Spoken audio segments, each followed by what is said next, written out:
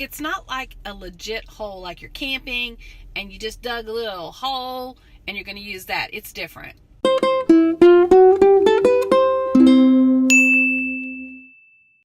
Hey y'all, and welcome to Hot Chocolate Chat. Today I'm drinking a hot chocolate from Starbucks. We're going to have a cold front tomorrow, but today I want to talk about toilets. So one of my daughters, Sarah, hey honey bunny, she went on a trip recently to China.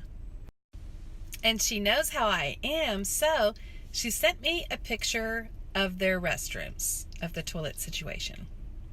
Here in the United States, we have porcelain, or at least I think they're mostly made of porcelain bowls, and you sit on them, and that's the toilet. And I just had to look up because we have some people down here in the South call them commodes.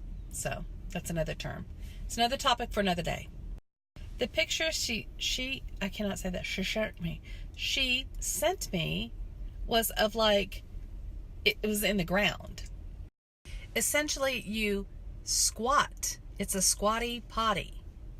You squat over this hole in the ground. It's not a hole in the ground. It's not like a legit hole like you're camping and you just dug a little hole and you're going to use that. It's different. I can't use those either. But this looks like they took the toilet and they kind of just like flattened it down and it lays on the ground. You squat instead of sitting. I prefer sitting. And they don't have toilet paper right there. I was reading up on this because I'm kind of fascinated, to be honest. Not fascinated enough to try it out for myself, but you know what I'm saying. So they don't have toilet paper, so when you go to the restroom, you're supposed to remember to put toilet paper in your pocket. And they were suggesting that if you're new to a squatting toilet, they recommend taking off your pants, but there's not really anywhere to hang them. And they said the floor is covered with like urine from Westerners. That would be somebody like me that doesn't really know how to properly use a squat toilet. When she was telling me about her experiences and when I was reading up on it, I was like, okay, all kinds of no. Like,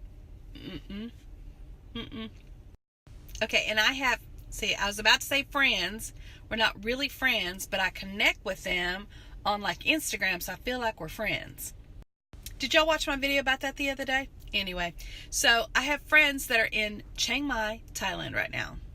And they say that it's like a gorgeous, beautiful place to visit. But I got to know about the toilets. Because y'all, sometimes I can't handle the toilets here.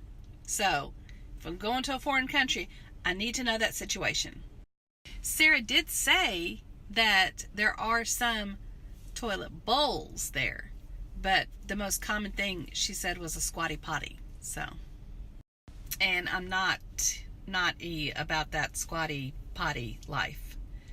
Because it just would like, I don't know. Do y'all have anything like that? That it's just like a barrier to your expanding your horizons.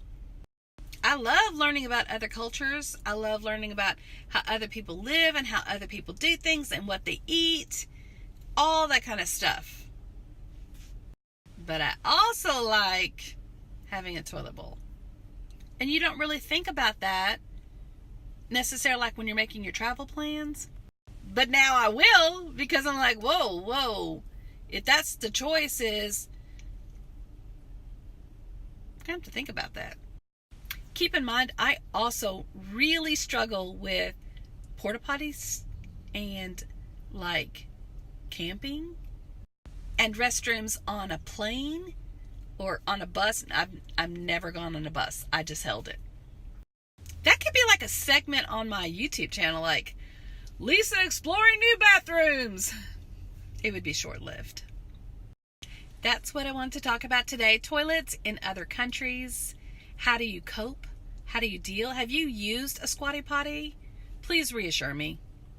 If you want to follow me on Snapchat, it's Side of Awesome, and on Instagram and YouTube, it's Our Gray House. But just don't follow me in real life, though, because that's creepy. P.S. If you don't live in the United States, tell me what your toilet situation's like, so I can know before I go.